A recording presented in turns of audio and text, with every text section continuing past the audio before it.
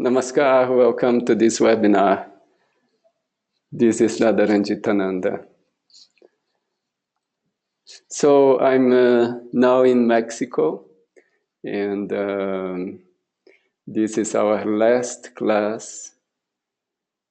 So as usual, you can ask questions by typing in the questions window, and I can answer them during the webinar itself or in the end. So let's get started. It's the class number 7, and we did a lot of talking and presenting different practices and techniques during these other 7 classes. Today, I gave this title, Living with Tantra, because the main thing in this whole process is doing the practice, and doing the practice in our daily life. Some of the special characteristics of Tantra. So what is Tantra?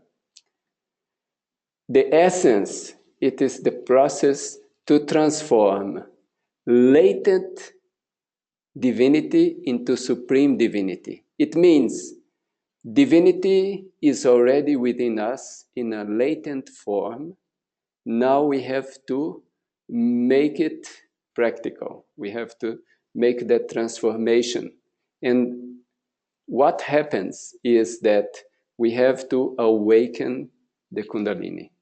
And we have to awaken it with a vibration as it is sleeping. So we'll infuse a vibration in the Kundalini, push her up from the lowest chakra through all the chakras to the highest chakra. So that's the path. That's what's happening in the process of Tantra. And what is that vibration?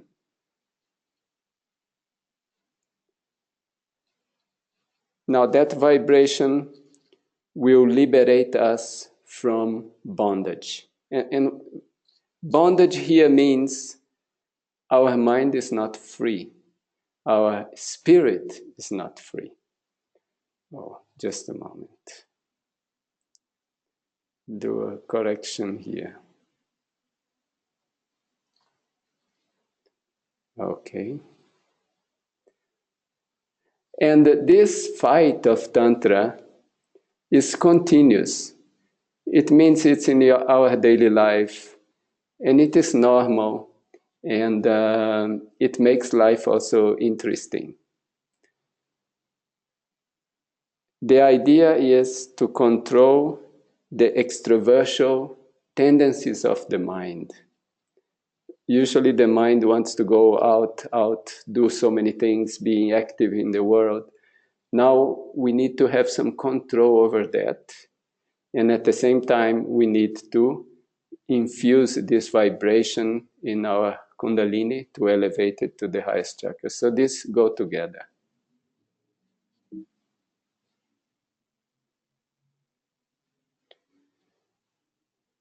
Here is a little bit a review of what we have seen.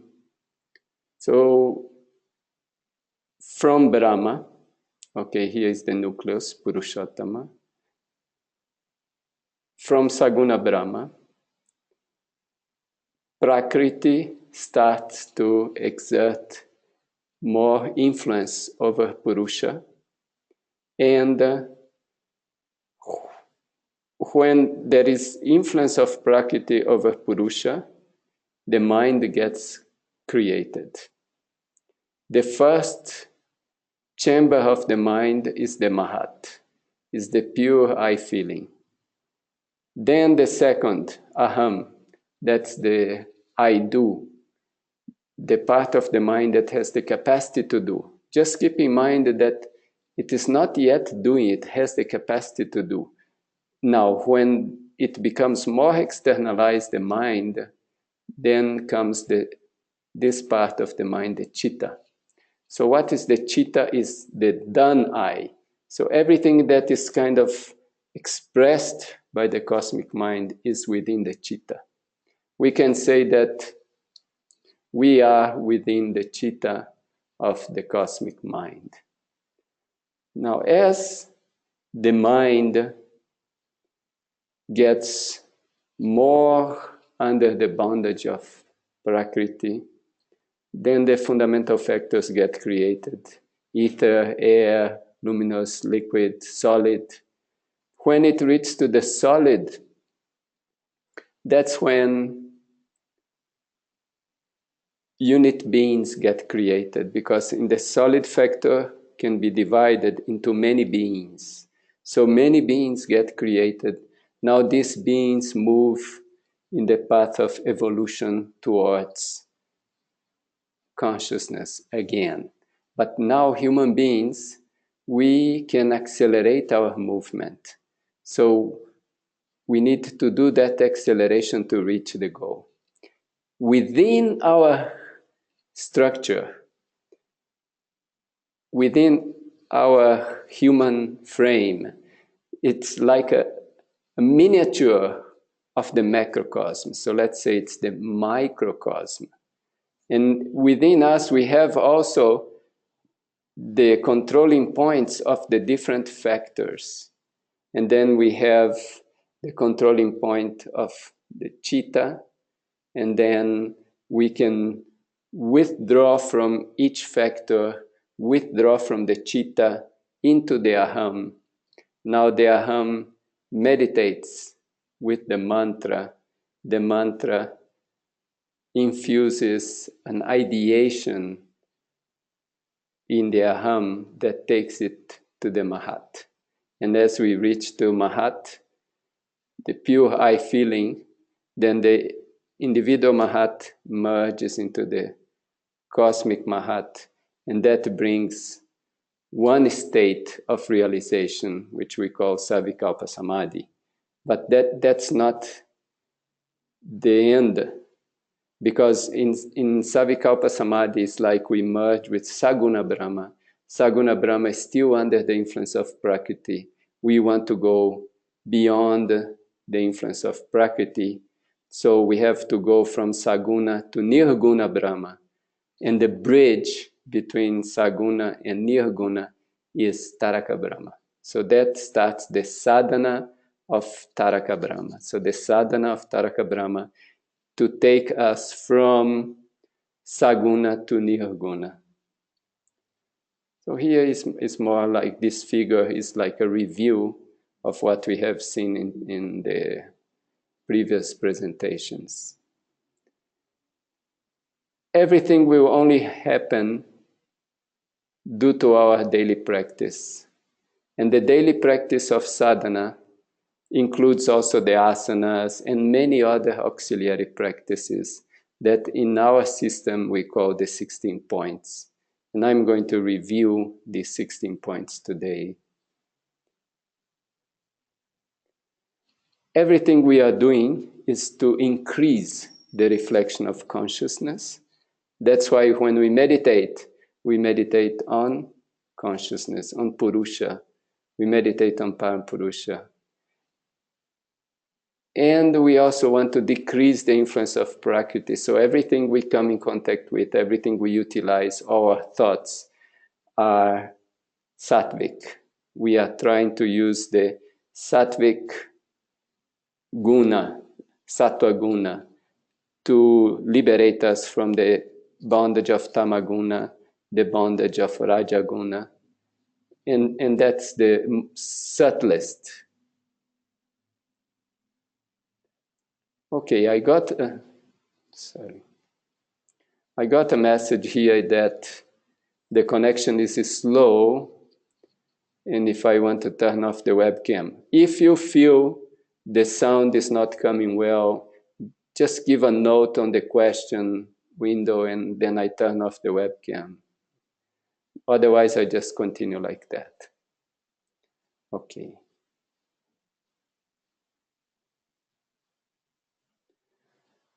So sadhana, the word sadhana means effort.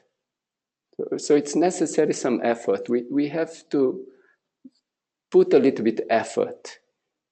And anything we want to succeed in life, we need to put effort. So we need to put some effort in sadhana. And sadhana is from physical to physical psychic, psycho-spiritual. So it covers all our expressions, our physical expression, physical psychic expression, and psycho-spiritual. So every activity that we do is important, and especially what we do repeatedly, day after day, year after year, because that's going to build up our body, our mind, and that's the base of our spirituality, is the practice. And the practice takes time, so we need to reserve time during our daily routine to use for spiritual practice. And time is a very rare commodity. You know, money, you can get a lot of money at once, you can spend a lot of money at once, or you can spend a little bit. But time goes at a constant rate. You have that much, you cannot have much at a time, you only have that much. Now comes planning, priorities, how we plan our activities. Oh, the sound is breaking. Okay, let me take out the camera, okay? All right. Let me know if it is okay, all right? So, in this effort of sadhana, a lot of planning is important to be done, because we have so many activities to cover in our daily life. And our system of sadhana is not to ignore our responsibilities. We have responsibilities with our family, with our workers, our job. You have to make choices. So you have to be covering your responsibilities at the same time practicing your sadhana. And here comes priorities. For example, our job. Our job is not always fixed. There is a choice. If we can't adjust our sadhana with a certain job, sadhana should take priority. But at the same time, we cannot ignore the job. So we can maybe think and make plans and prepare to change job. So it will need some effort, but it's possible. It doesn't, but we should not abandon things that are our responsibility. For example, we have responsibility. Oh.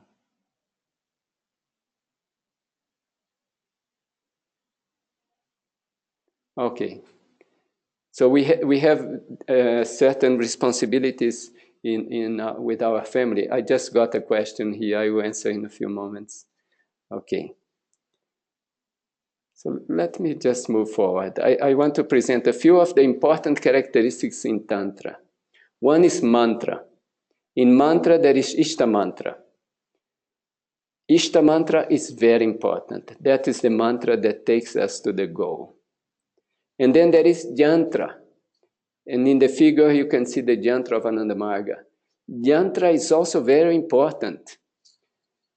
The thing is that mantra, you have to, with effort, to repeat it. But yantra, this yantra, it works just by being there. So if you, for example, we tell people, carry the yantra over your anahata chakra. So like you can have the yantra and carry it there. So it's just there. You are not even thinking about it, but it has it's like a machine that is working. It's doing something. It's creating a certain vibration, and that vibration is benefiting you. And another characteristic of Tantra is when you get your initiation into Tantra. You take some oaths.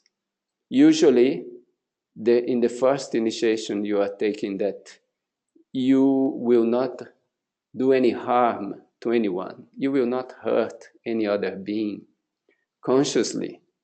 It may happen unconsciously, but consciously you will not do.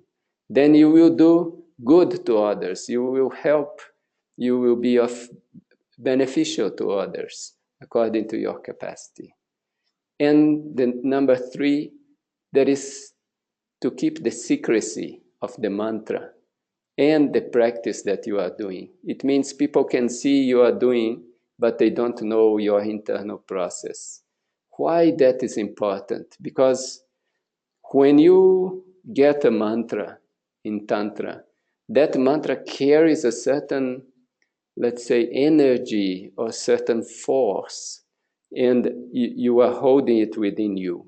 By saying that mantra, it's like you are releasing it. So it's very important to keep it inside.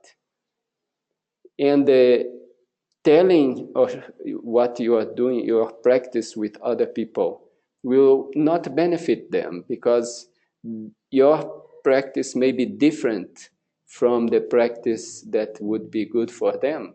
So it's better to keep that practice for yourself. Another thing is, we should start as soon as possible. It's the early start, but we also cannot think that, oh, I came to it so late. No, it doesn't matter. The moment we know about it, that's the right moment. What I mean here is that one should not think, oh, when I retire, I will practice. When I change job, I will practice. Means you are leaving it for after. And this, when we retire, we may have more time, but our body is not so strong. And this practice, if we start earlier, we'll get more benefit. Another thing is, once we start, we keep the regularity. And we persevere. Then we get new instructions and we apply it. But the progress is not a straight line. Sometimes we are progressing, then it comes down a little bit, then progress, then comes down a little bit, then progress. It's a systolic movement. So don't be discouraged and think that, oh, now my practice is not good, and then you leave it. Because it's normal that sometimes it goes down, sometimes it goes up. So I prepared this figure here. You see, you get instructions, then you apply the instructions with regularity, then you can get new instructions, then you have to persevere, and then you applying those instructions, and then again with regularity you will get new instructions. And like this, there is progress. You know, that's the secret. Get some knowledge, apply it. Then get new knowledge, apply it. And go on, and never stop. And keep it regular in the cycle. You know, everything in the universe moves according to a cycle. The sun, the earth, the moon, everything is following a certain cycle. Now, if we can create this cycle, you know, get instruction, apply the instruction, get new instruction, apply new instruction, then there is progress. The question I got was like this: would you please talk about how you have gained from years of sadhana? Okay, that answer is coming. So all beings are moving towards the same goal. We are, as you saw in the cycle, you know, now suppose one mind, okay, in a very primitive body. Then that mind develops, gets a new body, more developed. That mind develops more, gets another body, and another body. So all these beings are minds in different stages of development. So it's not like it's like a continuum.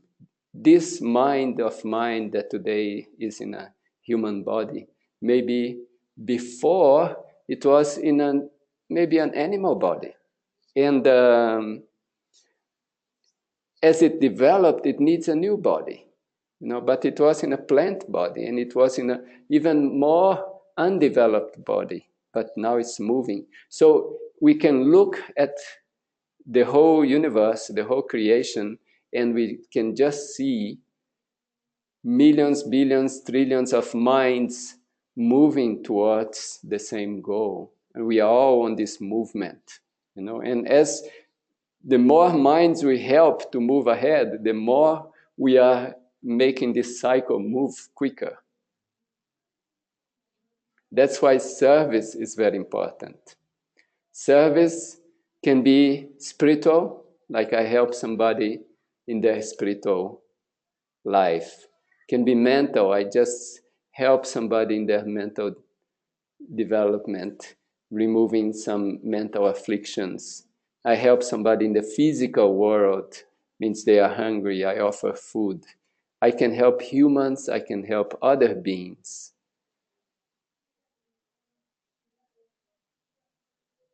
So the formula is this: self-realization and service to humanity.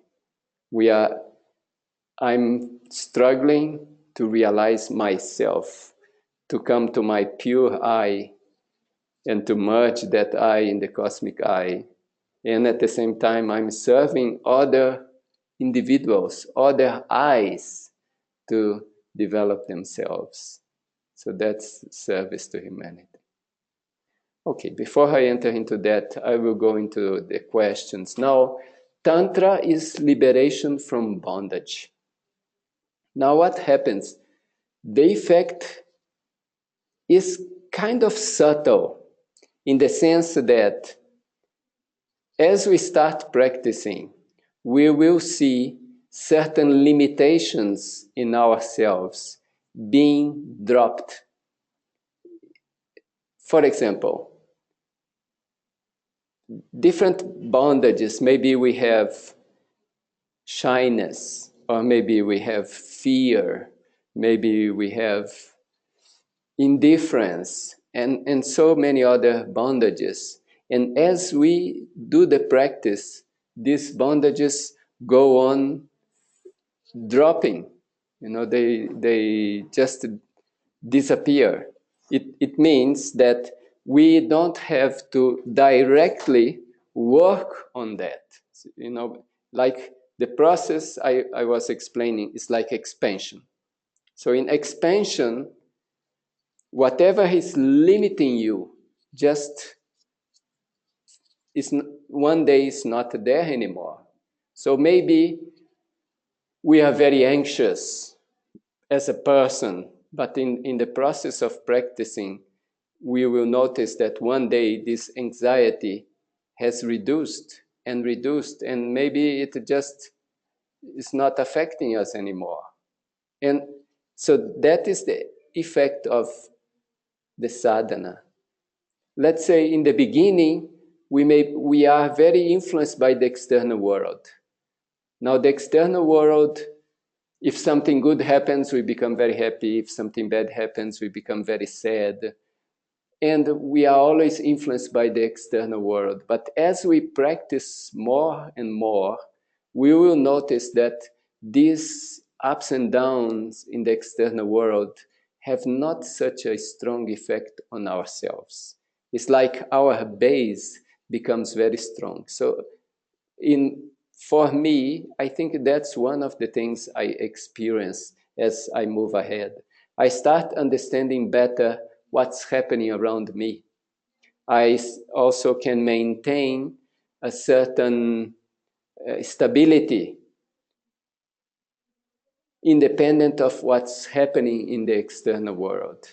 And just by closing the eyes, one can feel like a inner flow of peace, inner flow that It's like inside you there is peace, and you can always tune to it, and it becomes easier and easier to tune to it. Okay.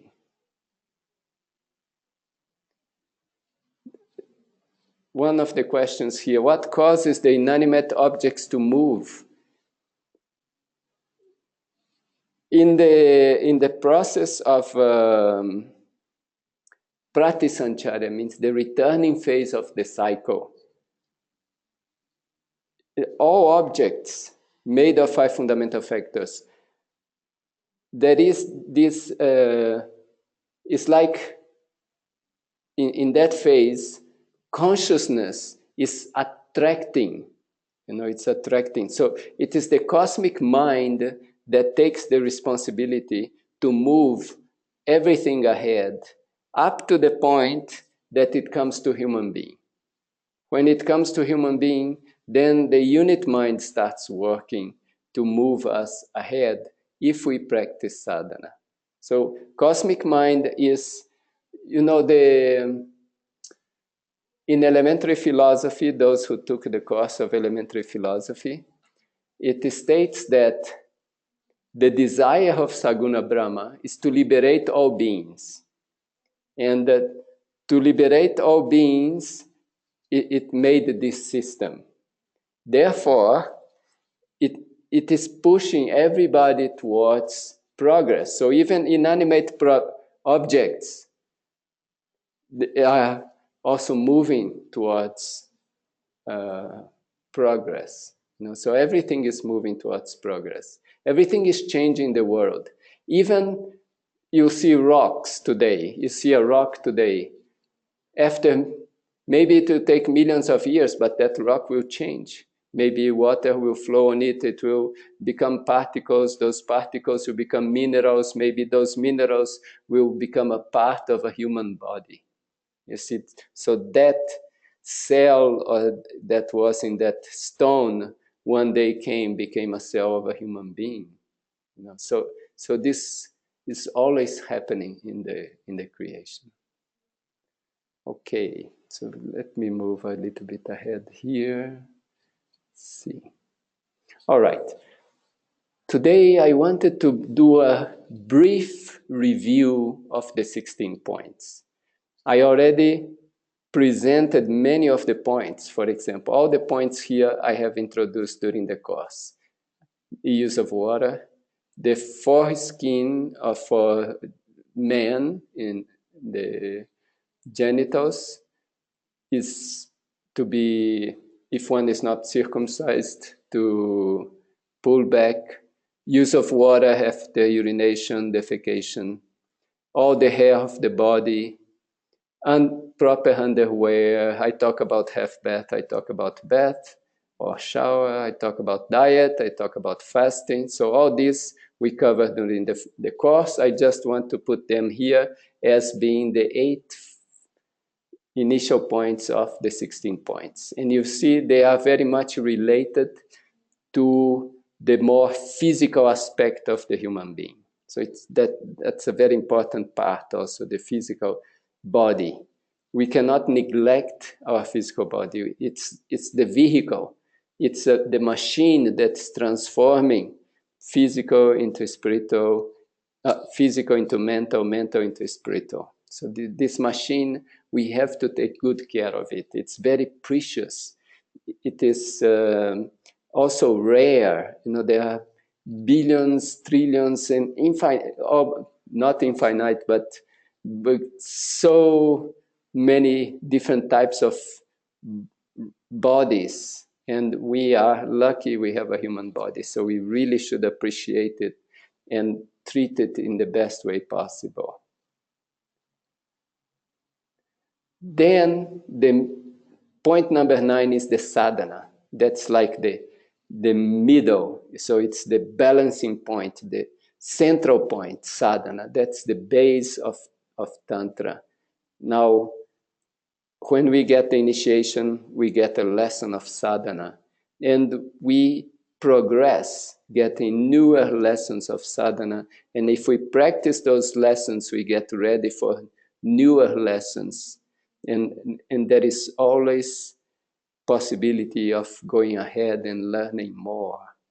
And just I want to call attention that asana is also a part of sadhana. So if we practice meditation twice a day, make an effort to practice asanas twice a day. Even if you only do a few asanas, let's say 3 asanas, but do them 2 times a day. Do the meditation, and the meditation, do a few asanas. The 3 basic asanas, they all have they are done in repetitions, 8 repetitions with 8 seconds. That makes like a little bit over a minute, then a pause in between, let's say 3 minutes each. There are 3 times 3, 9, 10 minutes, maximum 15 minutes. You could do the 3 basic asanas, massage, relaxation, but you are doing it daily. When you can, you do longer, take half an hour or so. But I'm talking here those who have limitations of time. So finish your sadhana, your individual meditation. Do just a little bit of asanas, but do it twice every day. You will notice some change because the asanas are stimulating the glands. While sadhana, you are working on the chakras, but asanas, you're working on the glands. Both together, working on the glands and the chakras, clears the passage of the Kundalini much quicker. And in the end, that's what matters. It's spirituality is the main thing. So if we can do that every day, it really gives benefit. So this is point number 9. Then 10 and 11 are very special points related to the goal. Ishta is the goal, and Adarsha is the philosophy or the ideology that supports that goal. So we've been talking about the Brahma Chakra and the Brahma and all this. This knowledge is important so that we move towards the goal, because there are many people practicing different types of techniques, but with a more external goal. They want to succeed in the external world. They want maybe to get some power or some name, some fame, something in the external world. And that's kind of a little bit deviation, because you want the spiritual world. And if you divert the mind through a strong psychic practice towards the external world, then the bondage increases a lot. It becomes even more difficult to liberate from the bondage. And that's why many hatha yogis, they are practicing hatha yoga to get physical benefits, and then they practice pranayama, also concentrating on the physical level. It is not advisable. We have to direct our practice towards the goal, towards the spirituality. And that's the importance of this point 10 and 11. And then points 12, 13, and 14 are related to us and what commitments we take. So what commitments do we take?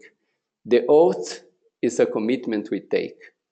The Supreme Command says to do sadhana twice a day, to bring others to the practice, to bring others to the path of righteousness. It means to inspire people in a certain direction in their life. So this is a commitment we take.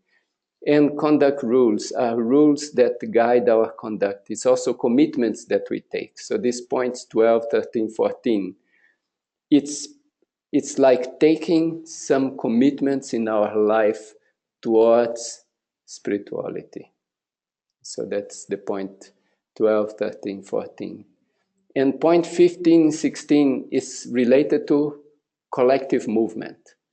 The 15 is Dharma Chakra, collective meditation, creates a tremendous energy doing collective meditation. If possible, once a week. If there is no collective meditation in our place, we can put energy to create it. The energy we spend to create it will get much back when it happens. So if it's really, to create a good Dharma Chakra, you need at least 5 people. So you can look around your area, see 5 people who are interested in doing a collective meditation.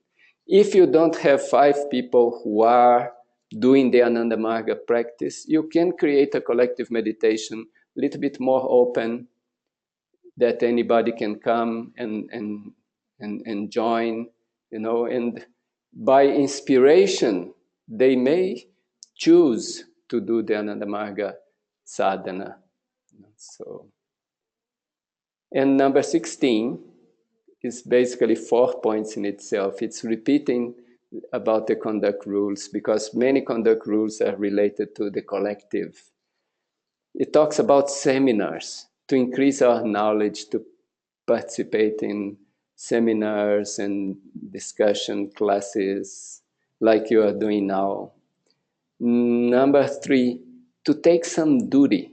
Like, for example, yes, I will create a collective meditation in my area. I'll be the organizer. So that is some personal responsibility, personal duty somebody's taking. That's important. It's like it makes our commitment stronger. And the last point is kirtan. Kirtan, it vibrates our minds, and it vibrates also the whole environment and all the people around us. So this practice helps a lot, the collectivity. So that's point 15 and 16. Okay, so how we are doing here. All right, so that was the presentation for today. But there was a question by email, and the question was why he created this universe. It means why this whole cycle has been created. And so as human beings, it's basically not really possible to understand it and to answer such question. We have to dive into the cosmic being to understand why the cosmic being created this. But in one of the writings of Shishyanandamurti, my guru, he says that only people who love the Supreme Entity can answer these questions. And how they answer it? They answer by saying that that Supreme Being was feeling alone because he was the only one that existed, so he had nobody to relate to. And like suppose you are alone for a long time in a big house, you become bored and you want some company. So for that he created everyone, so he can relate to each and everyone. And so that's the answer of a devotee, means somebody who has love for that Supreme Being. But really speaking, for us to answer this question is not... There was a story I remember, which was a question to one yogi called Ramakrishna. So the question was, how is that Supreme Being? Or how is the feeling of being samadhi like that, And to answer the question, when somebody asks you a question, you think about the answer. So if somebody was asking him, how is that Supreme Being? So he thinks about Supreme Being, then he merges in to the Supreme Being, so he cannot answer. And then when he comes back, then they ask him the question again. Again, he thinks about him and gets lost. So it's impossible to answer the question.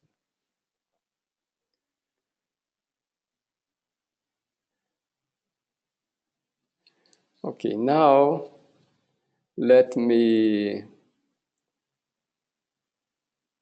just make a summary, then I will answer other questions. I'm making a summary here, a very synthetic summary of the whole course. So I said in the beginning that Tantra means expansion. So our existence is in a certain way limited, and there is expansion and expansion and expansion. And that expansion is going from physical to mental to spiritual, and total expansion, that's the goal. And that's liberation from all bondages of Prakriti, therefore merging into Nirguna Brahma. That's Tantra. So Tantra respects every practice that is related to expansion, but of course, now the difficulty in this field of spirituality is to know that you have a limited time and there are thousands of practices. So what is the minimum necessary that you have to do to reach the goal, so that you don't spend time doing extras and you reach the goal. So the minimum necessary, and I think that's the main secret of a well-developed practice of Tantra. So if we analyze the 16 points, you saw the different aspects is giving importance to the physical aspect, is giving importance to the sadhana aspect, is giving importance to the right goal and right, let's say, philosophy or ideology, because we live according to our philosophy or our ideology. So to have the right one and the right goal, and then take a commitment, and then also do collective things, so that is like the minimum necessary. And we talked about how everything starts, your desire, then you get the diksha, and then you start your relationship with the guru, and you get instructions, and you apply them, and you get new instructions, and you practice, and you persevere, and it goes in covering your 24 hours, your 365 days, year after year, and you progress, means you slowly drop the bondages. And we saw this play of Purusha with Prakriti. So that's the Brahma chakra, the play of Brahma. And we saw about Brahma in different states: Nirguna, No Guna, Saguna, under the bondage of Prakriti, and Taraka Brahma, the bridge between Saguna and Nirguna. And I gave some importance to the practice of Ishwara Pranidhana and the Brahma Chakra, so that we can understand that practice in a context of the Brahma Chakra. Okay.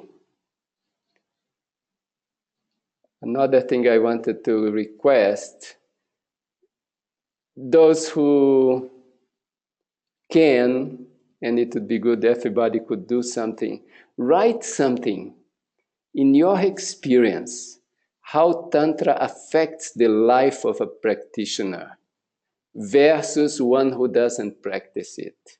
So how do you feel the effect in your life?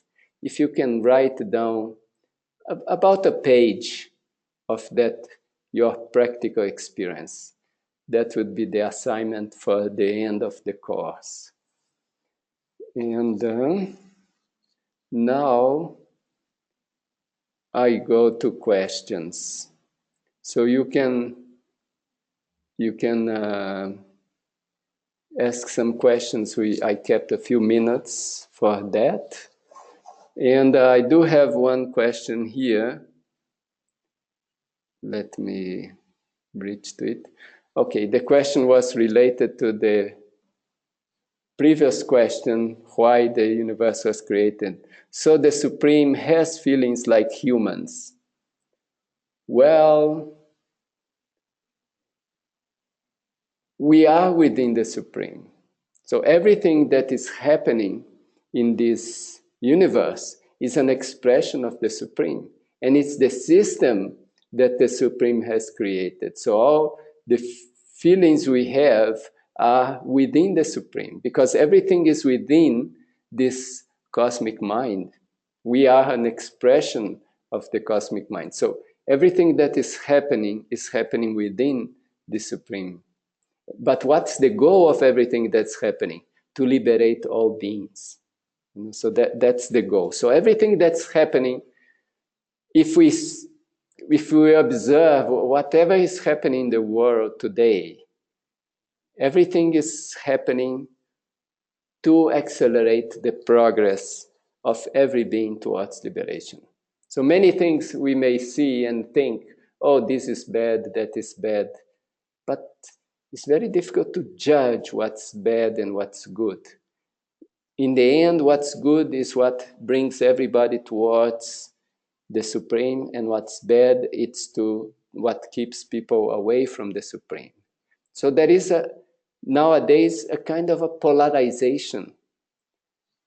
It's the forces that take people away and the forces that bring people to the Supreme, they are coming in contrast. So everything is kind of being polarized today. We see in the field of economics, in the field of politics, in every field there is polarization. There is a lot of mental movement, a lot of, let's say, psychic clash. And psychic clash, what it does, it expands the mind. So it is the mind, the collective mind of humanity is changing. If we take the collective mind of humanity years ago and the collective mind of humanity now, there is a big change. Internet has brought a big change to the collective mind. It made it much faster. The things move now, ideas move now so quick. It's like in the nervous system, if our nervous system is very well developed, ideas move very fast, so we can get new ideas very fast, and our mind becomes very flexible. And that's happening with the world today. The collective mind is changing. So that is some important aspect. So it's interesting that we are living in this time. Okay, more questions. Why is so difficult to adjust the time of meditation, the feeling of bliss to the normal life, to the normal day? Well, difficulty is relative. We have to put our effort. So we have to, like meditation, we have to practice it. The practice is very important. If we practice, we don't need to worry that at the time of we are practicing, we are putting our effort. Maybe sometimes we feel we are succeeding, sometimes we feel we are not. But even if we feel that we are, and if we feel that we are not, in both there is progress. Even if we sit there for meditation and we have a lot of difficulties to concentrate, still there is progress. So we shouldn't be discouraged. But we should not stop. That's the main thing. It's like it's necessary to do it. Otherwise, if you don't do, there is no progress.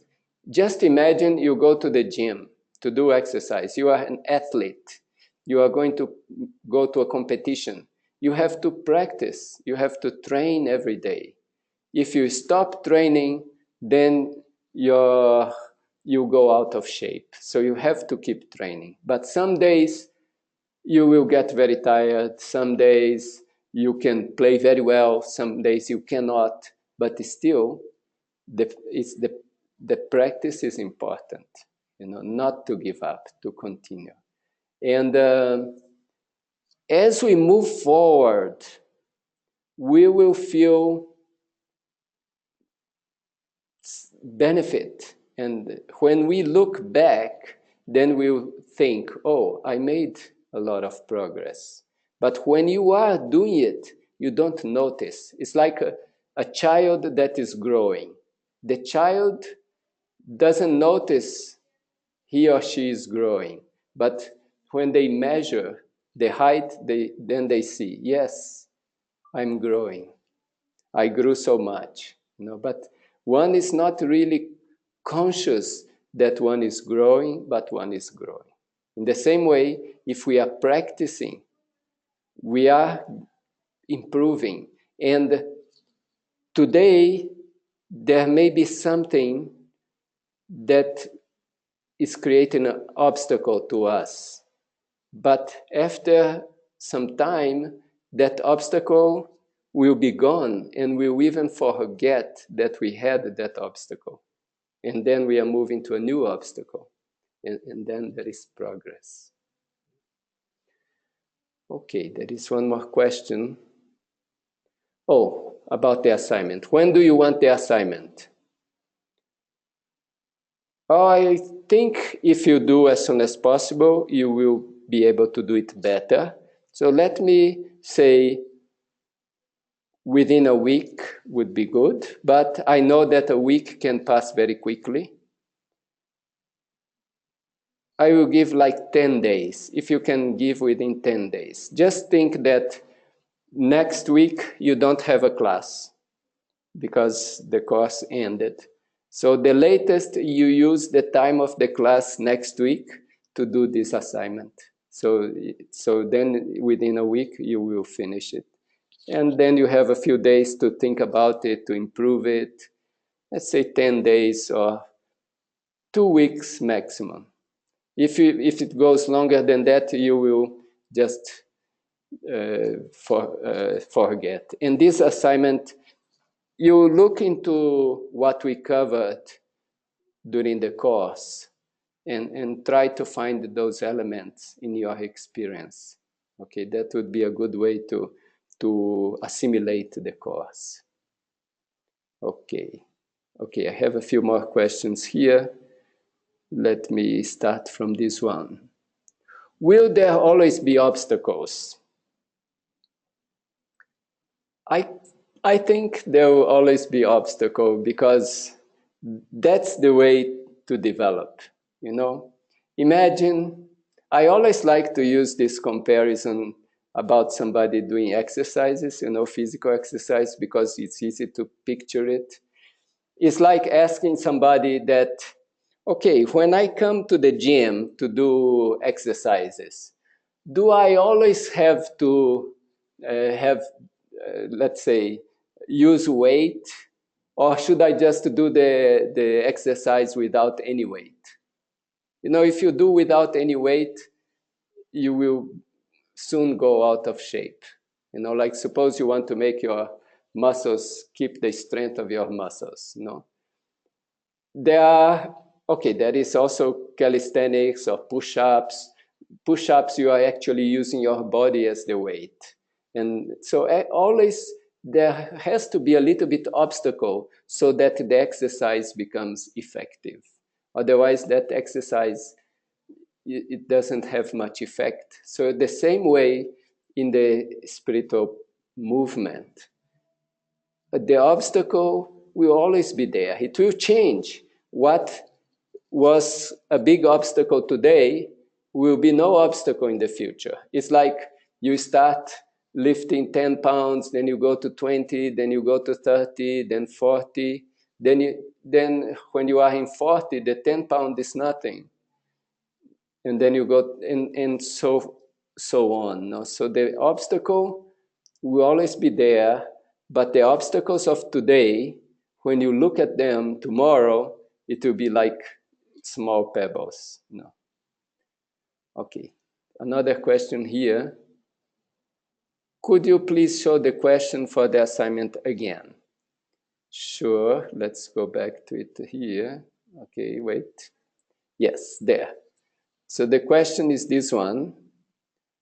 I can send you on the email also, but that's it. In your experience, okay, your experience by doing the practice of Tantra, how do you feel it affects your life? You can compare it to before you start practicing, or you can compare with the life of other people who do not practice it. Okay? So how practically it affects, or it has an effect on the life. All right.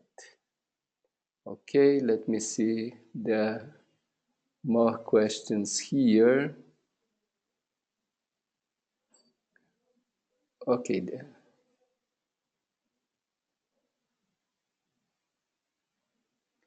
Yeah, so here there is a question. Also related to the same thing about the creation.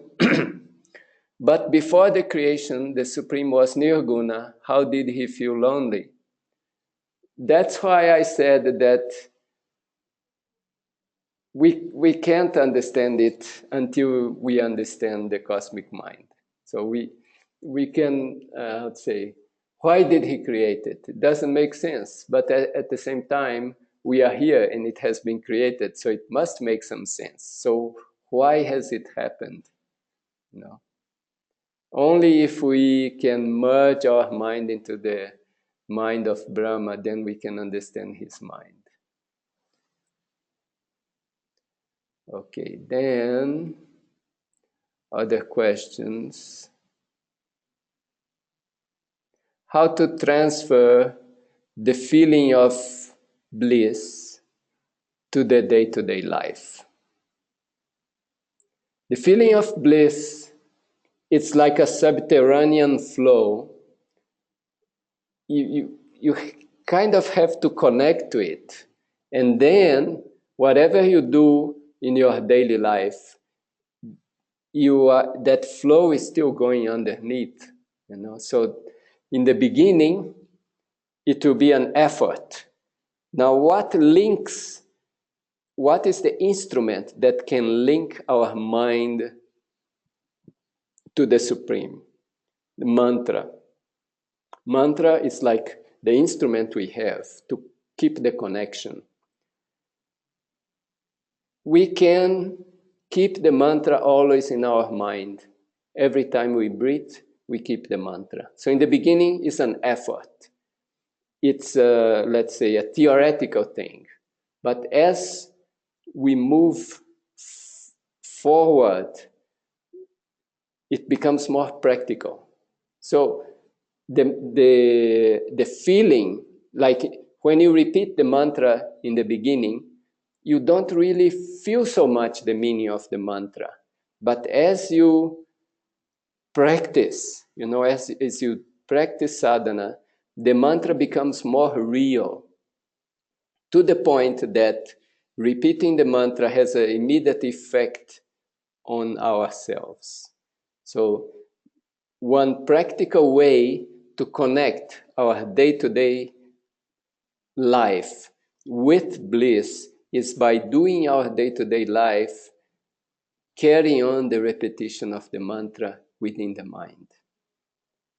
Of course, many times we just forget, we start doing things and we are not thinking. But the moment we can remember, then we start with the mantra again. Ideally, mantra and breathing go together. So you're always breathing, always repeating the mantra. So the mantra will be always stimulating the waves of bliss within us, up to the point that those waves will become strong and we can feel them. And then we'll be feeling them in our day-to-day life. So that's one practical process. Okay, more questions? Okay, one more question here. You did not talk about your experience. Well, I did. I mentioned that for example, when I came towards spirituality, so I started reading different books. So I read this book of Yogananda. When I read the book of Yogananda, and he described his experiences and all the different yogis he met, so I had that idea that when I start practicing, I should get those capacities and I should get those feelings like that. Now, when I had this desire to get initiated, I searched for being initiated by the Self-Realization Fellowship, but somehow I met Ananda Marga, so I got initiated into Ananda Marga. Now, my experience in Ananda Marga has been that spirituality is not about sensational feelings. It's more about how you become within, how that, let's say, inner peace develops, and how you can maintain a certain stable, let's say, existence, and diving deeper and deeper into that inner peace and that feeling of bliss. And bliss is not a kind of excitement of, let's say, happiness for something external where all the nerves get excited, like we get some success in some external achievement and our nerves get vibrated and we get so excited. But here is different because it's something that's not, it's kind of, the nerves are really carrying a vibration of peace. So what I have experienced is that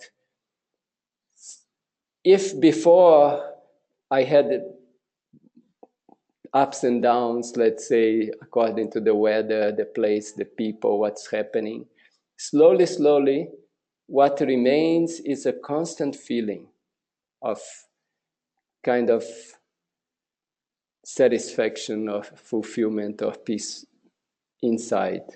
While everything else in the external world is happening, all the ups and downs are happening, everything. But you start understanding also the process of how things are moving and why things are moving that way. So I feel that with the years of practice, this has been happening. And of course, as one practices more, one starts having a little bit more control over the Kundalini. That with your practice, you can more consciously raise the Kundalini. And so you feel all this theory of Tantra, you feel it applied in yourself. So this is one thing I have experienced also. So it's very interesting to read books of Shishyanandamurti, books that I read before, and when I read today, I can see I can have a different understanding. And that's just because before it was more theoretical, today is more practical. And I feel I'm still moving, and there's still a lot of movement to happen. Yeah, okay. So we are going beyond the time, and I think I will stop here now. There is still some question. I will see if I can answer via email. All right, so I would like to thank everybody for participating, giving your time to attend this course. If you missed any classes, go back to the videos. Some videos I have edited in the beginning. After I was just putting the unedited video, but you can get the whole thing in the video. There will be a survey at the end of the course. Please give your input. And that's all. Yeah. And thank you and namaskar.